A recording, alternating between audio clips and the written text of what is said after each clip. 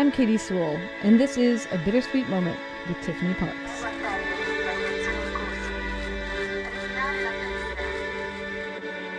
Hello and welcome to The Bittersweet Life. I'm Tiffany Parks, and this is your midweek Bittersweet Moment. If you listened to Monday's episode, you will have heard that I recently traveled to Florence with my husband Claudio and my son Aurelio. I talk all about that trip on Monday's episode, particularly focusing on the memories that it evoked and the sensations that I was feeling, reliving past trips to Florence that I have had and reliving my favorite film of all time, A Room with a View. So make sure you go back and listen to that episode first. Today, I'm presenting you with something a little bit more practical, which is a short list of places to go in Florence, and particularly places that are not the Uffizi, the Accademia, or the Duomo. Obviously, those three places are amazing and you shouldn't miss them, but you all know about those places and you all know to go there. So here are some places that perhaps if it's your second visit to Florence or if you have several days there, maybe even a week if you're lucky, places that are maybe not on the very, very top of the tourist attraction list, but are nevertheless really great places to go. I'm going to start with the Pitti Palace. As I mentioned in Monday's episode, I visited the Pitti Palace, or Palazzo Pitti, as it is officially called, when I was there last. And the only other time I'd ever been there was when I went to Florence for the first time at 14. It is absolutely magnificent, and I really think that it's not a common place that people go when they visit Florence, which is kind of unbelievable considering it is full of amazing paintings by Raphael, Botticelli, Perugino, Caravaggio, Titian, and so many others. There are just so many amazing works of art there, and it's really not crowded. It's not empty, but it's not going to be crowded the way the Uffizi is so absolutely overwhelmingly crowded. It makes for a really enjoyable afternoon, particularly because it is attached to beautiful gardens, the Boboli Gardens, some of the most famous gardens in the world. You can buy a combined ticket, which I highly recommend, because after you've been in a museum, no matter how amazing that museum is, it's always nice to go outside and get some fresh air and walk through greenery. So that's probably the number one place that I would recommend for anyone visiting Florence for the second time, or once they've checked off those top sites. Now, speaking of Palazzo Pitti, the second place that I recommend is actually a place that I was not able to visit because it is under restoration. And in fact, it's been under restoration, my tour guide told me, for several years. And every year they kind of say, this May it's going to be reopened. And so far it hasn't been reopened. But just in case, I highly recommend, even though I haven't been there, a visit to the Vasari Corridor. Designed, of course, by the most famous art historian of all time, Giorgio Vasari, who was also an artist himself. It is, from what I understand, a passageway, a once private passageway that was sort of like, if you know Rome, you know the Passetto was the Pope's passageway between the Vatican and Castel Sant'Angelo. This is kind of like the Medici family's own passageway from their palace, Palazzo Pitti, across the river and all the way into the center of Florence. And it ends in a church, and I cannot remember which church it is, but it is really a fascinating idea that they would have their own private passageway so that they wouldn't have to mingle with the commoners. And also, just for the simple reason that they were in constant physical danger of being assassinated. So one day, hopefully, the Vasari Corridor will reopen, and I will be one of the first places that I go once it is reopened. Now, a place that I had never visited before on any of my previous trips to Florence is the Medici tombs, and I'd always heard about them, but I never really exactly knew what they were. And they're located at San Lorenzo, the Church of San Lorenzo, which is very centrally located, just a short walk from the Duomo. And it was the actual Medici family church. This is the church that they would have frequented. And it has tombs of almost every important member of that family. Now, some of the tombs are in the church itself, and some of the tombs are in sort of an annexed section that is physically behind the church. So you have two entrances, actually. You have the entrance to the church itself on one side and the entrance to the so-called Medici tombs on the opposite side. And really both are worth visiting. But unfortunately, you have to pay separately, two separate tickets.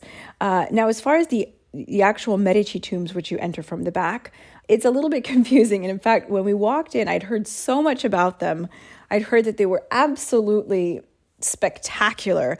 And you walk into this sort of semi-underground space, and all you see are a few plaques on the ground and a couple of paintings and some information, some family trees. And it's interesting, especially if, like me, you're very, very interested in the Medici family, but it's not anything particularly exciting. What we soon discovered, was that while those were the actual physical tombs of those people, they were not the monuments. So you continue on and you go up a staircase and you go into this kind of unbelievably decorative, enormous space. It's an octagonal space that is covered in polychromatic marble and gold leaf and ceiling frescoes. It's one of those places that, like many places of that period, the Baroque period, the 1600s, it is over the top. It is one of those places where your eyes cannot really find a place to rest because it's decorative overload. But it's beautiful, and it's definitely something worth seeing. There you will see the monuments of people like Ferdinando I, Cosimo II, Francesco I, the great leaders of the Medici family from the late 1500s into the 1600s. But that's not all. There's more. You go down another staircase and you get to the sort of gem of this so-called museum, technically not a museum, which is the Michelangelo monuments that he created for the earlier generation of the Medici family, the Medicis of the 1500s. While it is not opulent and spectacular in the way that the earlier part is, it is probably much more artistically valuable because you have actual sculptures. Not every single one is by Michelangelo, but at least 3 or 4 are the works of Michelangelo's own hand. So if you've seen the David, if you've seen the Pietà in Rome, if you've seen the Moses in Rome, there is not an overabundance of Michelangelo sculptures. There's a limited number of them, and there are several very, very exceptional ones in this place that are absolutely worth seeing if you're a fan of Michelangelo or just a fan of art. Full stop. Now, speaking of the David, you probably know that the David is at the Accademia, so I'm not going to go into that. But there's another David, another very famous, a little bit less famous David in Florence that often gets ignored by tourists who don't have enough time. And that is Donatello's David. Donatello's David is so different. I mean, I don't think you could get 2 more different sculptures of the same subject done in less than 100 years of each other.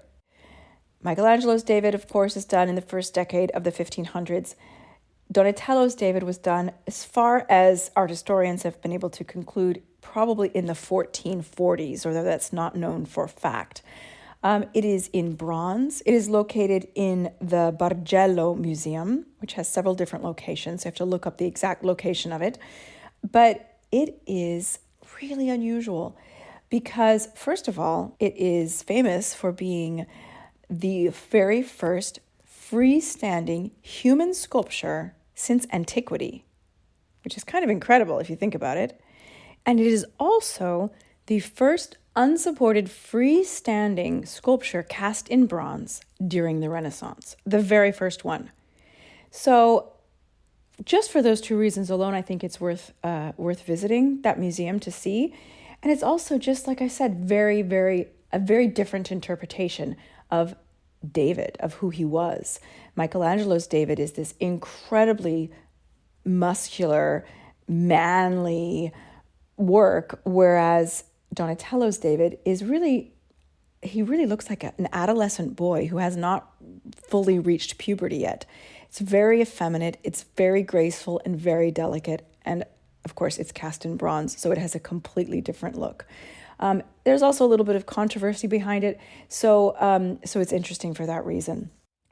Now, as far as churches, of course you know about the Duomo, but there are two there are probably hundreds of other important churches to visit in Florence, but for our purposes, two really, I think, unmissable churches in Florence. And one of them is, of course, Santa Croce. Now, if you like a room with a view like I do, if you're obsessed with a room with a view like I am, you will not be able to skip Santa Croce on your visit to Florence, because that is the church that Lucy visits in the film, in the book. There are some really, really amazing tombs in Santa Croce. For me, that's the main reason to go there. It's kind of like going to Westminster Abbey. You see tombs of so many important figures from history and from art. It's just kind of amazing to be there, to be where those people are buried. And just a short list, because of course there are many, many more important figures buried there. We have Leon Battista Alberti, a great, amazing Renaissance architect. Lorenzo Ghiberti, who, if you've been to Florence, you've probably heard of because he cast the unbelievable doors of the baptistry. Machiavelli, the great writer who wrote The Prince, the opera composer Rossini, and of course, Michelangelo. And also, because I'm presently obsessed with him right now and reading his biography, Galileo Galilei. So all of these characters are buried there. There are two other very important historical figures, two important Florentines who are not buried there but who have plaques there, Dante and Da Vinci. Buried elsewhere, but their plaques, their commemorative memorial plaques are in Santa Croce. And the other church I think you should visit, and it's something that I didn't even really know about until I started writing the book that I'm currently writing right now, is the Church of San Miniato al Monte. It's a bit of a hike to get to, and I would highly suggest taking a cab to get there, although I think the walk back is probably quite nice. But you want to go up there at sunset because it's high up on a hill on one of the highest spots in the entire city. And once you get up to the top of the hill, you even continue going up by way of stairs. And the church itself is medieval. It's very old. It was built around the year 1000. And it's one of the most important Romanesque structures in Tuscany.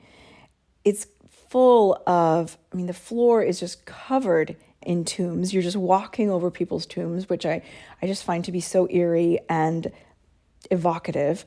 It has beautiful interior, very stark, but very beautiful interior decorations and frescoes. And it has a fascinating stone horoscope on the ground, on this, basically in the central nave. You cannot walk up the central nave because they don't want you to damage this.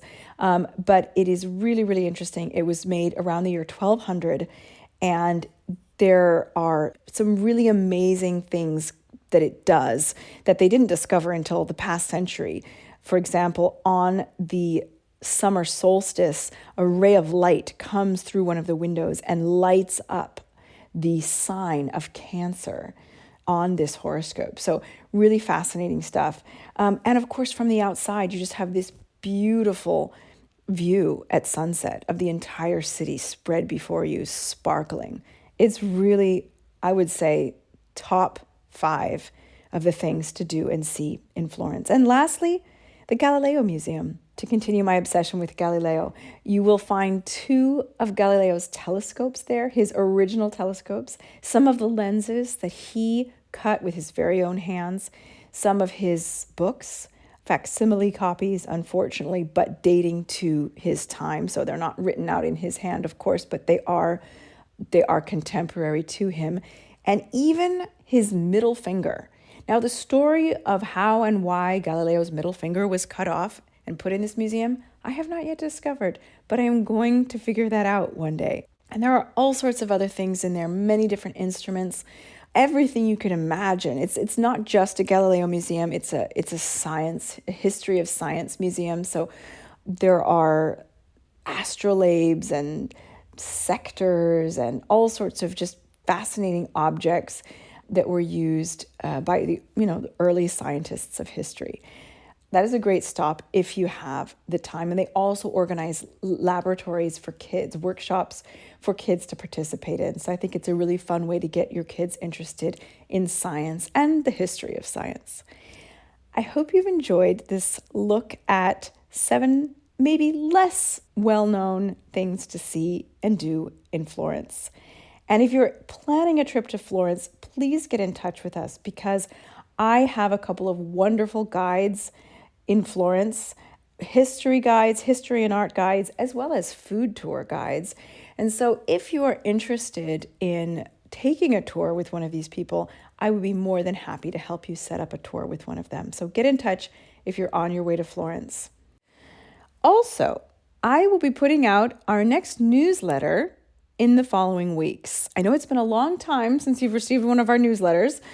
We are sorry for the silence, but we are relaunching our newsletter this month. And if you're interested in having this information about Florence written down with opening and closing hours, with websites and addresses and other pertinent information, make sure, if you're not already signed up, that you sign up for our newsletter. I'm also going to include in the newsletter some restaurant recommendations because I got some very, very good recommendations from friends and I want to share those secrets with you guys. So sign up for our newsletter. You can do that by just visiting our website, thebittersweetlife.net, or you can just email us at bittersweetlifepodcast@gmail.com. You can also find us on Instagram, the Bittersweet Life Podcast, and send us a private message with your email address. There are many different ways to sign up. If you send us a message, one of those 3 ways, we will get you on our list for the next newsletter we send out, and you will get all of these Insider Florence tips.